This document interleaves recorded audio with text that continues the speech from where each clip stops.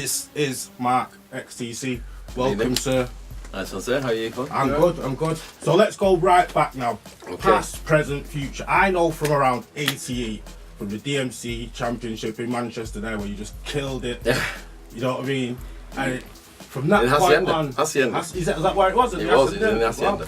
Oh, wait. That's one of the first places I ever started DJing, Hacienda. So let's take it from there. Maybe if you want to go a bit further back there. Well, basically, I can tell you where I started from the beginning. Yeah, man. Started in my bedroom. You know, like exactly like loads of these, up and comings do. I had one deck, one sharp turntable. I had just a sharp belt drive sharp deck with 2 tape decks on the front. Yeah. I've still got some of the mixtapes I made, which is just mad. I listened back to them, I thought, what the hell? What was I doing? So I was like, scratch on the top, rewind the tape, play, scratch on the top, rewind the tape, play. So that's how I started basically, and then just got the whole hang of the whole scratching thing before I even started beat matching. And then I got my first decks, which were 2 belt drive decks, and Tronique by any chance? No, they were sharp. Right, 2 sharp. Right. Yeah, sharp decks, 2 sharp turntables, forwarding it like that to keep it in time. You know what I mean? Them kind of things. And then obviously from that point on, they went into the competitions. How long was the period from like you first got your first decks to you? I first started DJing when I was 14.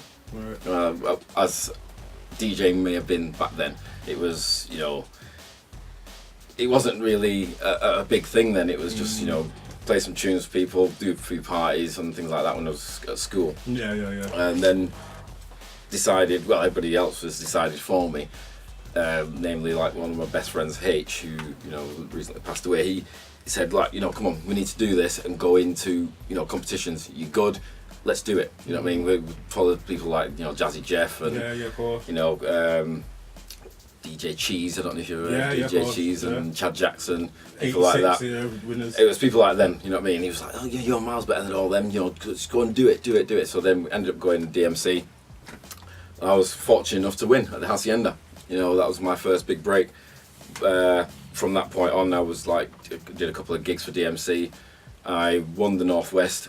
Was supposed to go to London, but then somebody called DJ Mink took my winner's spot in London, which was crazy.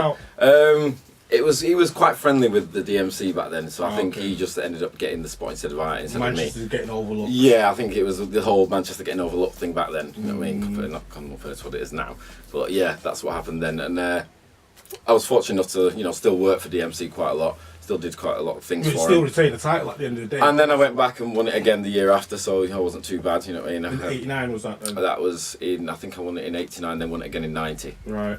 The Northwest, but then I didn't go to the regionals. I just did enough because I was quite happy just winning the Northwest. And then just carried on DJing from that point on.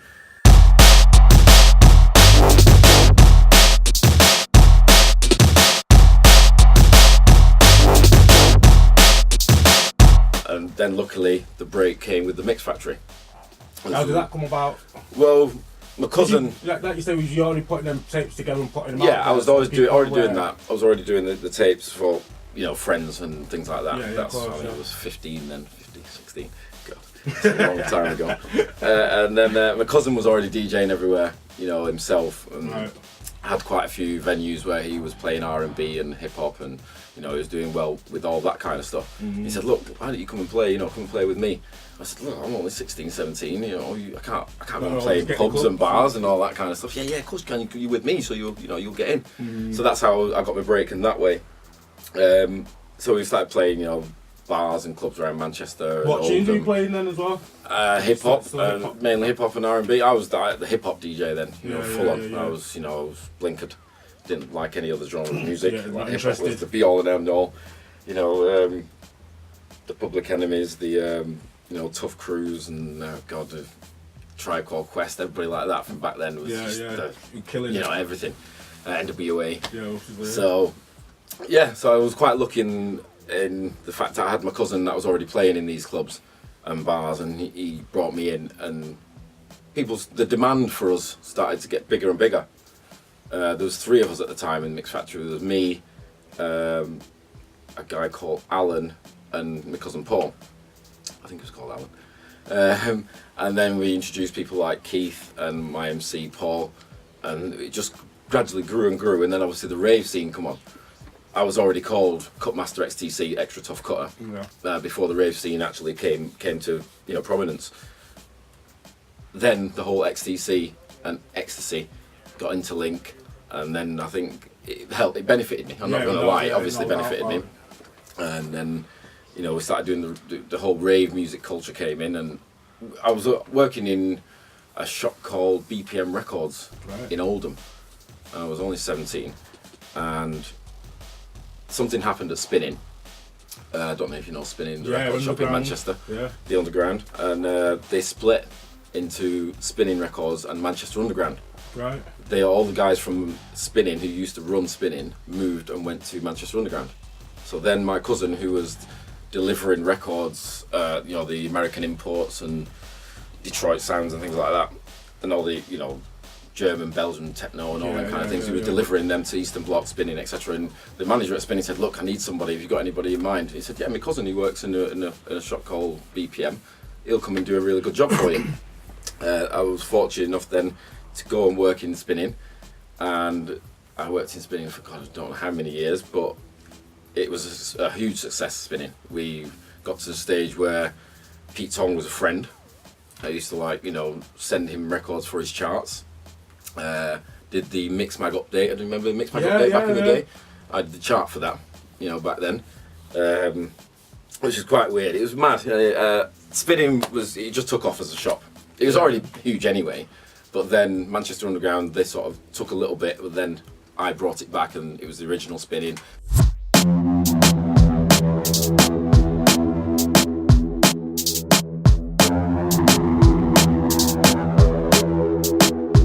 Used to come in and I'd have you have a hit I'll give you an example of. I mean, one track was the horns. Well, I'm going to go a little bit before that. I'll say Sweet Harmony. Liquid Sweet Harmony. When that first came out, it was like a little white label thing. I had 50 in the shop. It was right, listen to this. People were like, what the hell's that? You know what I mean? Back then, I can't even remember what year that must have been, like 89, 90, 91, around that point. And right, want that, and then it just took off, and more the hits started coming from the shop and then Stu used to buy all these records from me, and it just got to the stage where people thought, right, Spinning's the place to go. Obviously, it hurt Manchester Underground a little bit. Then the whole switch from house, breakbeat house to jungle. Marcus Intellects worked at, Marcus K worked at Manchester Underground, and I said to him, look, you can either stay there and get hurt by what's happening at Spinning, or you can come and join me, and we'll create a force that people can't touch, which is what happened. And then as soon as I employed Marcus, then Manchester Underground didn't really have a leg to stand on. Right. So it was good, and luckily they closed down. So Spinning just took off. Just took the whole market. Just took the whole market then of that sort of genre of music. Eastern Bloc was doing more of the house, full-on Detroit sort of techno and all that kind of stuff, and I was going down the R&B stroke hip hop stroke house stroke drum and bass route, breakbeat house, and the piano anthems, things like that. Yeah, of course. So it worked for us in there, and then Spinning was going really well for quite a few years, and then John, who owned Eastern Bloc, appeared in my shop in Spinning. I was like, whoa, what the hell's John Berry doing here? You know what I mean? And then John said, right, look, I'll double your wages. You can bring whoever you want, whatever staff you want, and I'll give you the right-hand side of Eastern Bloc, and you can manage that right-hand side of Eastern Bloc. You remember, because Eastern Bloc used to be left and right-hand side. Yeah, of course, yeah. And he gave me that right-hand side, and I employed Marcus and a few other people, like Leaky Fresh. Remember Leaky Fresh? Yeah. And Sefton. Yeah, Sefton Motley, yeah. Man. I employed all them, so they run the hip-hop net upstairs, and me and Marcus and Matty run drum and bass downstairs. And it was great. It worked for so many years. It was unbelievable. And then Pete Wortman came into the equation and said, right, I want to corner this market of hip-hop, jungle and everything. I want to corner that market, so I'm going to buy loads of different shops. He bought Eastern Bloc, he bought Unity Records in London, he created an Eastern Bloc in Leeds, Unity in Liverpool, quite a few different places. So it just became that sort of huge little niche market that we cornered. We had it. I don't know if you remember Arsonist. Yeah, of course. Well, basically that was on Pete Waterman's label. Right. You know, so a lot of people didn't know that. And because that ended up being, was it Suburban Bass that came out on? No, it came. Arsonist came out on one of Pete Waterman's labels. I can't remember the name of what he changed the label to. He created a label for us basically to create jungle music and do whatever we wanted. And then obviously me and Marcus decided, well, we're going to start our own label, and we started the Intellects label. You know what I mean? The Intellects was, you know, and what year the was name. that? Like 95? No, that was like 93, 92, 93, 94. We created the Intellects label.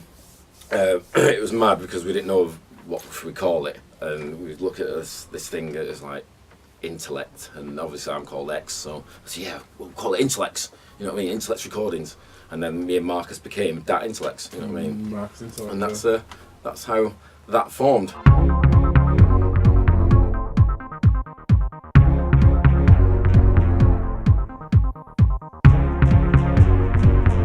So when did you start, like, you were just talking about there where you was thinking about doing the label and then actually becoming the label itself. When did the radio, like Sunset, because you must have been already on the radio at this point, and you've been on the radio. Yeah, at that point, I'd already done quite a lot of radio with the Mix Factory. Yeah. We had Sunset Radio, which was great. That was brilliant. That was brilliant. We had that started off as we was just friends of 808 State. Right. You know, we were quite close with 808 State, and they was always touring. So they said, right, Mix Factory, we want you to come and do our show for us when we go on tour. I was like, yeah, cool, no problem. And it was such a hit, the show, we got our own. You know what I mean? And 808 was like, you know, what's going on here? I remember Darren, because Darren's like, you know, Darren's still a mate now, and Darren's like, you know what, you boys are sick, mad. You know what I mean? You bleed not fit, you just go on, do your thing, and it works. So yeah, it worked really well with Sunset. But then Sunset closed due to, I think it was funding and things like that. So we was on there for about 5 years, and then that just stopped.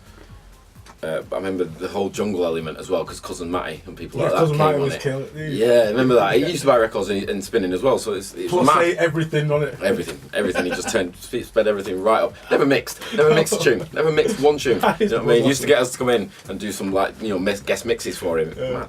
But anyway, yeah, that happened, and then, you know, it just all sort of petered out. And I think obviously Key 103 was still a huge success at the time with Stu. Stu was, you know, smashing it, doing what he was doing. Constantly. Like that's before he went into the hardcore world. He was, you know, full on Sold jungle and, you know, breakbeat housey stuff, and that was Stu. So yeah, we did the radio for quite a while. I was fortunate to team up with somebody called Johnny J at the time as well, around that period. And Johnny J created Family Foundation, you know, which Express Yourself, and then we did the One Blood album, which was a huge success. That I think got to in the top 40 of the charts. It was brilliant. How far did Express Yourself go in the charts? Because I think it got in the top 30. I don't think it went any further than that. Was that when you decided to do a remix of it because it was that? No, the remixes happened anyway. Johnny, remember we was owned by PWL. Right. At that time, so Pete Waterman got the links with Ray Keith and with Mickey Finn and people like that, because obviously Arsonist, you know what I mean, he'd already signed Arsonist. Yeah, true. So we got them kind of links, and you know, the remixes came out, and it was, you know, huge on the underground as well as you know, the commercial side, and then Express Yourself was huge in the rave clubs. So it was good. We had, you know, Shine everything. MC on there as well. Yeah, exactly. And Shine was, you know, a great MC. Yeah, you know what I mean? Back then he was like one of them that was untouchable. And then all the big raves that I was doing back then, Fantasia, Mythology, Dreamscape, Shine used to come with me all the time. So the whole XTC name became, you know, linked with the drug, but people like Shine was like, yes, extra tough cutter, you know what I mean, and things like that. Enforcing that so people knew. Some people did know, but then obviously as time's gone on, you know, the whole XTC forgot about what it was, and then, you know, got linked with that, which I've never had a dream in my life. So it's like, you know, I would call it extra tough cutter, but you all think I'm XTC. You've got the name. Exactly. Never used it. Exactly, which is really mad, but you know, that's just what happened back then. So let's talk a lot more about your production from that point on, because Because from what point did you realise that, not realise, but became more aware of jungle? Was it like, because I remember Hypnogenesis and what was the tune called that you done on the red one? Kleptomania. Kleptomania Morph. Kleptomania Morph, you know what I mean? The Scratchy Watchy mix. Yeah, and things like that. They're classic. They are classic. They're classic rave tunes. Is that where like jungle was more taking shape in your production? I think that's what happened. Obviously, Mix Factory was predominantly rave. Used to call it bungle. They didn't like jungle, did they? Piano anthems, hands in the air, and I was veering away from that. And I did still like my pianos, and of course, I'll never stop playing them kind of tunes. But you know, this whole Two Bad Mice and stuff. Exactly, the whole breakbeaty stuff was starting to come in more and more, and the bass, you know, breakbeats and bass. You know, it just got me. Yeah. You know what I mean, from back then. And then I just decided, well, when I remix people's tunes, I did quite a few remixes for, you know, like I've said before, Kylie Minogue and, you know, people like them commercial artists that you end up remixing their tunes for them, and I just did my versions, which was the breakbeaty stuff with bass, maybe a little piano somewhere along in there, but that's what I did. The Mix Factory Take Me Away tune, I went in with an engineer called Lee. I couldn't engineer then. I couldn't use any equipment or anything like that. I couldn't use any, you know, Lee had his 950, S950. Akai S950, and he was one of the first people to have a 3000, you know what I mean, which was like, whoa. Yeah. You know what I mean? So I went in the studio with Lee.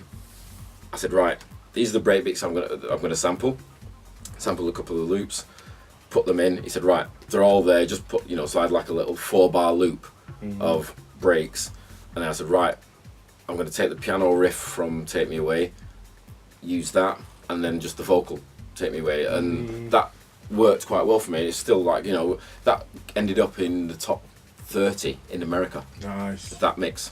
Wow. Which is crazy. Yeah. Absolutely crazy that, you know, it could be such a success in America. How it found itself out there as well. You know, so, and then that's what the work, I got the work off that. You know, lots and lots of people started asking me for remixes, and Pete Tong himself asked me to remix one of the tunes that Sharon Forrester, Love Inside. Me and Marcus did that. It just happened from there. Just kept going and didn't stop basically, and it hasn't ever since.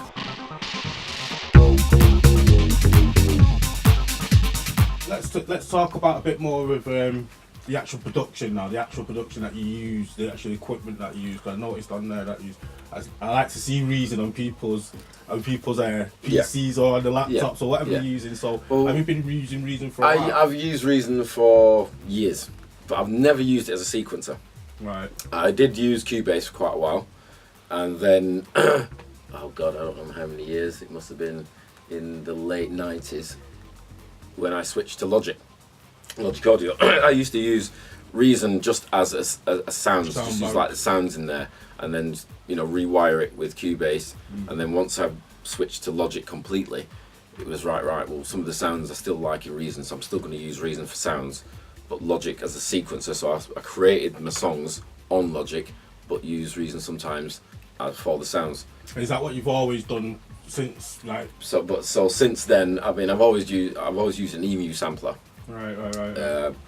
But it's only over the last, say, 10 years where I've switched mainly just to the computer and nothing else. Because you can get so many sounds in there already, you know, it changes a lot of the way you're going to make your music. Of course. Do you use a lot of outboards as well? I use them for you can see the Moog and you can see the, you know, the Fatty there and things like that. I just use the sounds off them. I don't actually use them for MIDI at all. I just, you know, get the sounds off them, put them back into the songs that I'm going to create, and then I'll use the audio files. You know, it just saves so much space, and obviously the whole messing about, and MIDI's quite temperamental, so things can go wrong at any point. So yeah, you know, it's quite good, the production that's happening at the moment. I'm making a lot of different genres of music, and not just drum and bass. I mean, drum and bass is obviously how I've gained quite a reputation. Not so much now. I think it's more still the rave thing. I'm still a rave DJ at the end of the day. And that's the best thing about, especially with clubs these days as well. You can be a lot more eclectic diverse now. Yep. Diverse, yeah, definitely. Well, I love it. As you may have seen some of the sets I've been playing, definitely. I'll play from old school classics from '91 and mix them together with a bit of jungle, up front drum and bass, and then go down to the new 140s, which is like the breakbeats with pianos again. Yeah, it's like but that's it's kind of like a dream come true to you in a way, you know, because you've got this wealth of knowledge before anybody that's hearing these tracks. They think they're fresh. Yeah, you know what I mean? I remember quite a lot of them being in that era, but I can imagine like you're like, listen, you don't know about these tunes. Yeah, I do. I mean, it's mad being a teacher as well. You know, these students come in and have you heard this new tune? Have you heard this old tune? And it's like, oh god, I was playing that in '95. No way, was you, Mark? It's like, I was. You know what I mean? It's quite. It's a good feeling though. It's an awesome feeling. Yeah, it's great. It's an even better feeling when you're playing at a club like I played at Sankey's on Friday, and I had at least 15 of my students in front of me. Yeah. And it's like, Mark, can't believe it! You played that tune that we wanted for about I don't know how much. It cost how much on eBay and this and that. For it's real. like, bloody hell, right? It's crazy for me. It's a mad feeling.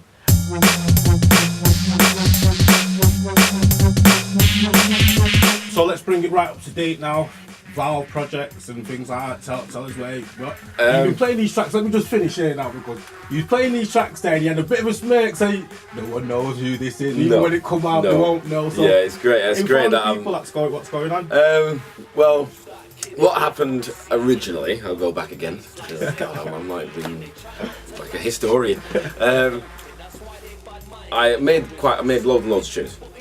I sent them out to everyone, Hype liked some of them, Hype wanted to sign one of them, but then Ray Keith came along.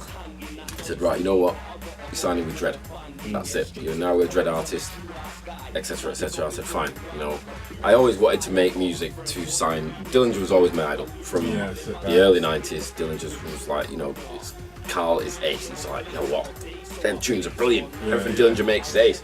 So, I always wanted to sign to Valve. So Dread was like very close and very similar to Val back in the day, who sort of the same kind of aim and breaks and things like that. So I was like, right, cool, I'll make some tunes for Dread. So I did, and then I just carried on making tunes. Still sent them out to the DJs, to play them out. Just so happens, I've still got the phone call messages still to this day of Carl himself, Dillinger. He phoned me, he said, you know what, I like this tune, I like this tune off your CD. I'm going to sign them. What are you doing? What's happening with you and Dread?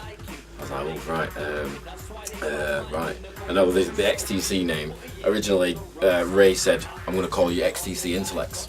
It was Ray's idea, and I said, well, maybe not, because I don't want to go down the route of Intellects anymore, because Marcus took on the Intellects name when I had about a 5-year break.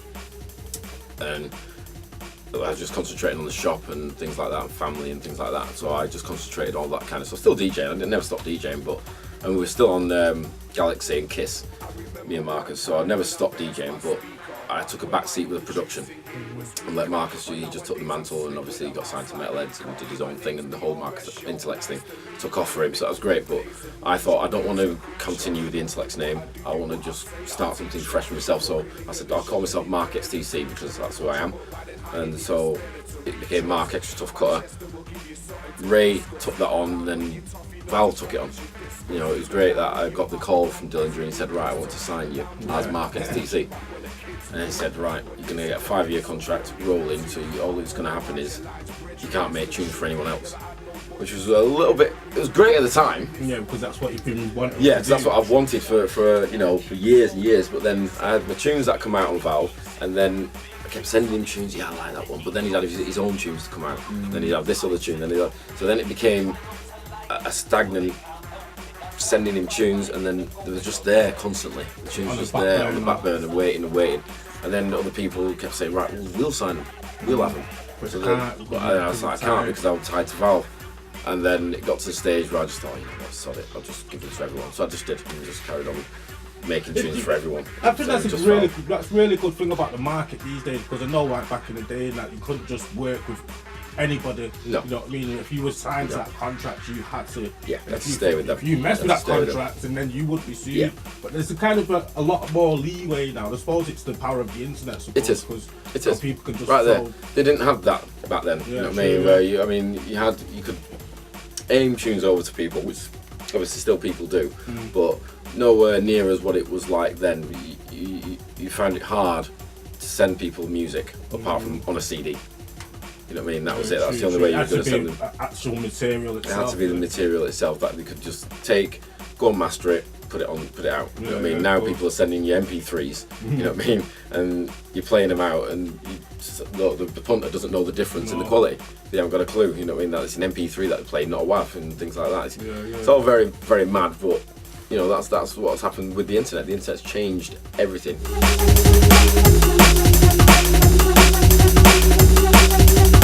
It has changed so much. I mean, we had a studio in Sankey's. I was with, I can't remember, Zed Bias, and a few other people came in and worked in the studio.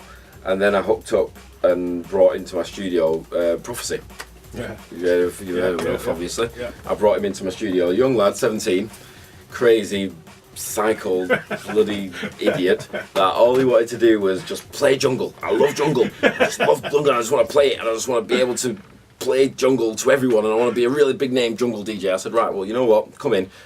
Showed him how to mix a little bit, you know, said, right, you know, this is the way you need to be going. He had a bit of money behind him. He said, right, well, I'm going to start a night. So he started a few nights. He did a few nights called Squiggly D Mash. Yeah. He did a few of them, and then Deep Impact as well, was it? He had something to do with Deep Impact, yeah. And then he created this new thing called Metropolis. Yeah, big up. And then, as we know now, Metropolis is huge. You know what I mean? Oh, And it was mad. It all started in Sankey's in 2D. I think that's our studio number.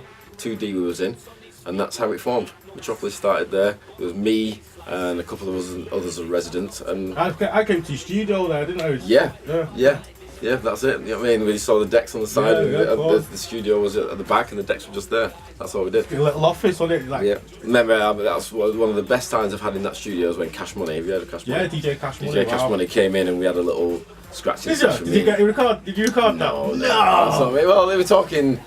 8 years ago. No, because obviously Wilf was with me then, so it would have been late 90s, early 2000s. Right. You know what I mean? And that's when he'd done the Metropolis, and he had Cash on at, what's it called now? It's called Fat 251 now. What was it called before that? Anybody? Paradise Factory. Paradise Factory. Paradise Factory. He had Paradise Factory, and yeah, thank you. Yeah, I mean, he put Cash on at Paradise Factory. Cash stayed over and then come to our studio the day after. So it was like one of the best things, because Cash was my idol from scratching days. It was like, Cash Money, and he's scratching with me. Sick. So yeah, that's one of the best things that I've had DJing wise, and it helped with Wilf with the whole Metropolis thing. You know, Wilf just took it on and just, you know, got the ball and carry on running. And Prophecy now is with North Base now. Actually, there you go. What did they get? Third in the best breakthrough producers at? Best breakthrough producers, third. You know what I mean? Which is mad, because they got it for drum and bass, and they're not making drum and bass. They're making 140s breakbeat house. You know, so. Well, you know, they're obviously making waves, and you know what I mean. Yeah, it's great. Well, that said, for me, it's brilliant. It's brought everything full cycle for me, because that's where I came from hip hop into the breakbeat house, to jungle, to drum and bass, and now it seems like I'm playing loads of these old raves again. You know, playing back to the old school sort of tunes, and it's sort of re-merged into these 140 breakbeat house tunes that are killing it everywhere. Let's talk a bit briefly about the Manchester scene now, as you see it. Yes. As far as I'm concerned, it's probably the biggest that it's been since the Happy Mondays, and you know, I'll agree with that. I agree with that completely. I mean, I love what the whole Estate Recordings is doing. You know, Dub Physics, there's Strategy, Broken English, DRS, Broken English, there's Chimpo. Yeah. Silly. Chimpo is just like an animal. Him and Zed make tunes. They can make like 10 tunes a week. Wow. You know, they're just blinkers in. You know what I mean? And then the skills. You know what I mean? They've got the MCs interlinked. And it's great. It's great because there's so many MCs in Manchester that are underrated and they're so good. You know what I mean? Skills is great. DRS is just, you know, one of the best MCs that I've ever heard. You know what I mean? Full stop. Whether it be in a rave or just on a track. You know what I mean? And obviously Johnny, Broken English, he's just next level. You know, he's just next level Johnny now, you know what I mean? I'm in my lap singing the blues of true crooner. I really shouldn't blaze all day, so I blaze. I was touching the Manchester scene now. Where do you see yourself in it? I know that, you know, you're very much in the forefront, you know, DJing wise. Well, I'm just an old one that's still there. You know what I mean? And like luckily, like I've got the respect of some people, you know, still, and they think, oh yeah, you know, he's been around for a long time, and he still does it when he plays out. Which, fingers crossed, I'll maintain that. You know, but obviously with the whole change of the equipment. From I'm lucky enough as well to be sponsored by people like Serato who'll send me, you know, little bits of equipment to help me out and t-shirts to promote the whole Serato thing, which is obviously 2 vinyl, time coded. You get your MP3, you drag it on, you scratch away, and you're in. You know what I mean? So that's good that it's changed from that, but it's still using the vinyl element. Got to be vinyl. The whole CDJ thing. I like to mix more than one thing together. I can't just have 2 decks. I get bored. Right, you know, because I've been doing it for so long. I like to have like 2 decks mix in, and then I'll have another one bring in, and then I'll mostly scratch. So I'll have 3 or 4 things mixing at the same time. Which, if you've ever heard any of my mix CDs, that's people have said to me, "Well, you're using a computer." I don't. No, I don't. It's just me on 4 decks. You know what I mean? Just going sick. So don't get me wrong. I might do it like 3 or 4 times before I get it and nail it, and I'll like back in. You know what I mean? Manchester will give you something to discuss. The land where you toffee knows just focus you discuss. The land where you park the wrong place, get your ribs tough. The land where you gotta watch your back when the kids grow. So let's talk a bit about the future and what you've been doing presently now with different artists. Can you tell us a bit about the artists that you've been working as we were stating before, you know, about the whole Manchester artists that are coming up and coming. Not just coming, you know, the smashing thing. I've done a few things with Broken English. You know, I am going to expect to be doing more with them. I've been working with Zed quite closely because he's just an animal. You know what I mean? I've never ever seen anybody make so many tunes in the space of a week. Zed Bias is just a beast. You know what I mean? He can make 15 tunes in a week. Wow. You know, finish them as well. You know what I mean? Which is madness. He's just completed Trigger's album, so hopefully I'll be doing something with that and do a little remix maybe, you know what I mean? That's the thing with him. Jenna G, been working with Jenna, I've done a couple of things with Jenna, hopefully to do something very soon with Jenna as well, which will be on the wraps. That's the thing that I think, the amount of different genres I'm making, none of it's going to come out as Mark XTC. Right. So that's something that's going to be. So that's going to be a hunt out there. Yeah. So the majority of things that will come out will be aliases. It won't be just me. It'll be me as somebody else with the artist, whoever it be, Chimpo, whether it be Sapo, whether it be Zed Bias, whether it be Jenna G, whether it be if somebody like Scream comes into Zed's studio and he calls me in to do something, you know, that's the kind of thing that might happen. And it's great. It's just now finding time, you know, with work and with DJing. It's like you don't get a chance to actually come in, sit down for, you know, and getting the artist there. 12 hours, exactly, 12 hours to get a tune banged out and finish something. You know what I mean? But where you've got somebody like Zed, you can give him the elements, and you can finish the tune in the night. So that's the good thing about working with people like Zed across the road. You know what I mean? It's great, brilliant. So the future, what can we? I've seen that the Flyer Day, they got like an old school reunion there with all the old DJs. Yeah, well, the future is what's happening at the moment. Especially this year for me, I'm doing a lot of the big raves. I'm doing the Fantasias, the Dreamscapes again. Bowlers is back again with Slamming Vinyl. I'll be doing the Slamming Vinyls. Global Gathering, things like that. I'll be doing all them kind of things, and obviously I'm one of the Metropolis residents, so I'll be working a lot with Metropolis.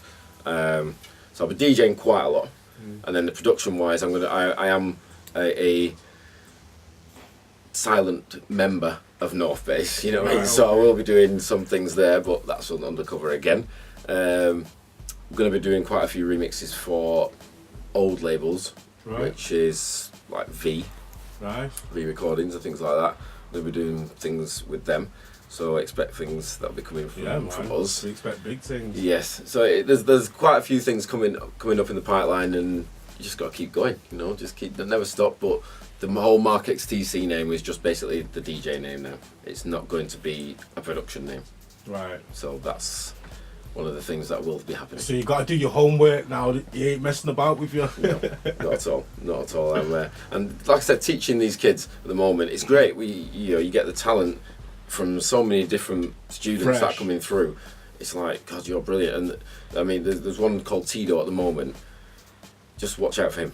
young kid called Tito. He's just an animal at the moment. He just, you know, he reminds me a lot of Zed, where he can just finish something, he'll bring it in. Yeah, what do you think of that?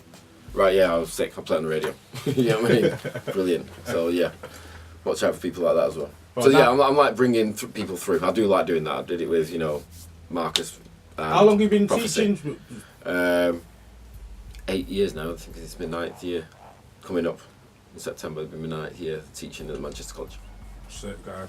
Mark, thank you very much, sir. Thank you very much.